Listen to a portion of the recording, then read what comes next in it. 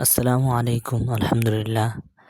আজকে আমাদের বাচ্চাদের জন্য মুড়ির মুড়ি বানানোর একটা ব্যবস্থা করা হয়েছে। একজন লোক মানে বাচ্চাদেরকে ৳২,০০০ দিছে ওদের নাস্তা করার জন্য।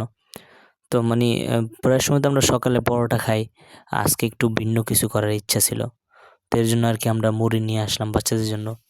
বুট নিয়ে আসছি আপনার ৳৩০০ মতো বুট। এরপরে আপনার মুড়ি ভাবছিলাম ৩ কেজি হয়ে যাবে কিন্তু ৪ কেজি মুড়ি লাগছে।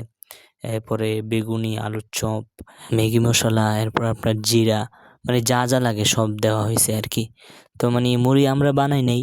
কারণ আমাদের হাতে আরকি বানাইলে বেশি ভালো লাগে না। তো আমাদের এখানে একজন ভাই আছে বাড়ির। তো ওনার হাতের ভর্তাও ভালো লাগে, আ মুড়ি বানানো ভালো লাগে। সবকিছু উনার হাতেই বানাইলে অনেক ভালো লাগে, মজা লাগে। তো উনারে আমরা নিয়ে আসছি যে, "ভাই আমাদের মুড়িগুলা বানায় দেন।" উনি অনেক ভালো মানুষ, আমাদেরকে অনেক মহব্বত করে। তো উনি আসছে, এরপরে উনি যা, যা লাগে আমি সাথে ছিলাম। যা কাটা লাগে ধইনা পাতা যা ছিল সব কুইটা দিলাম। তো ভাই আরকি সব মিক্স করছে। ভাইয়ের সাথে আমিও ছিলাম। তো আমাদের ছাত্র তো আপনার ধরেন ৭৫ জন উপরে ছাত্র, ৮০ জনের কাছাকাছি। তো এগুলাতে আমরা ভাবছিলাম, আগেই ভাবছি যে শর্ট পড়বো। ভাই বলছে যে শর্ট পড়বো। তারপর আমরা আবার মুড়ি নিয়ে আসছি। নিয়ে আইসা ৪ কেজি না ৫ কেজি মুড়ি লাগছে আপনার বাচ্চাদের জন্য।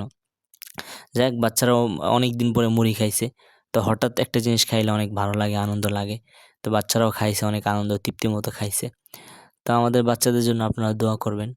আমরা প্রায় সময় বাচ্চাদের জন্য অনেক বিষয় আপনার ধরেন পরোটা বা অন্যান্য ভাত ছাড়াও অন্য কিছুর ব্যবস্থা করে থাকি।